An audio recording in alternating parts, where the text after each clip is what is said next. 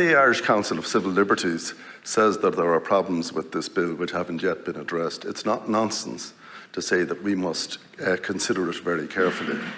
And when there are other faults with the legislation which appear to some of us, at any rate, to be serious faults, then I don't think it's fair to dismiss the matter as nonsense. Senator Pauline O'Reilly said that, all rights can be limited in the interest of the common good. That isn't the test. The Constitution is different. The Constitution actually guarantees rights.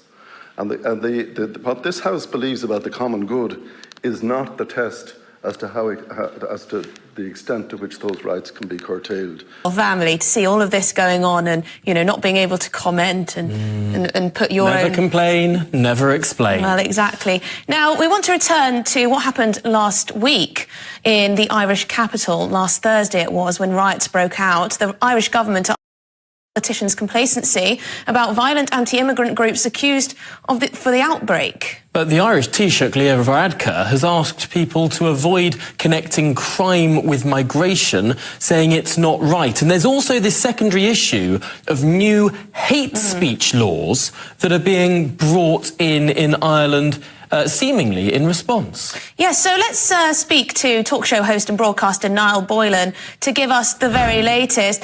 Now, let's start with that hate speech legislation. I know you're very concerned about what happened in Dublin, the riots that took place after that horrific stabbing of children. You're concerned that the government may be using this to push through even tougher hate speech legislation, essentially censorship. This hate speech legislation has been around for the last 2 years, but came into the news more so at the start of this year. And initially it would seem to surround the idea that people were making defamatory comments about members of the transgender community. That's what it seems to be very much focused on, the LGBT plus community, going back about 8 months ago. So many people objected to the legislation, even in the public submissions. Over 3/4 of the people who put in a public submission said the legislation was unnecessary, because you have to remember, we already have incitement to hatred laws from 1989. Updating those laws would have been no harm, of course, to include social media, but they've added this element of hate speech.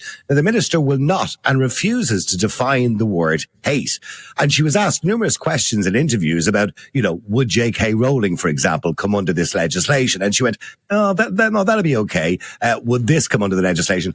Oh, well, maybe that would. So in other words, nobody actually knows what she means by the word hate. So people have huge concerns now that if you even voice an opinion on something or something he doesn't like, in other words, this is very subjective and open to the interpretation of a person, you could find yourself in trouble. And the most concerning part of the legislation is if a member of An Garda Síochána, our police force, suspect you might be in possession of hateful material, i.e. somebody has sent you a silly meme that might, by some people's definition, be racist or homophobic, and they can get a court order that morning in a district court, not a high court, district court, just like that, go into your house, take your devices, and if you're in possession of it, you can be charged, fined, and go to jail. And not hate speech laws like that being pushed through the Irish Senate are an unacceptable violation of the right to free speech.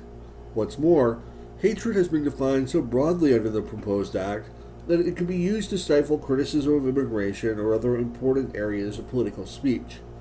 Giving the state the authority to control what people can and cannot say is not something we do in a free society. That is the purview of tyrants and despots. We've already seen thousands of people questioned in Britain for their posts on social media. When will this madness end? It is not the role of the state to regulate what people say or how they want to express themselves. This hate speech legislation is authoritarian and a dangerous precedent to be set.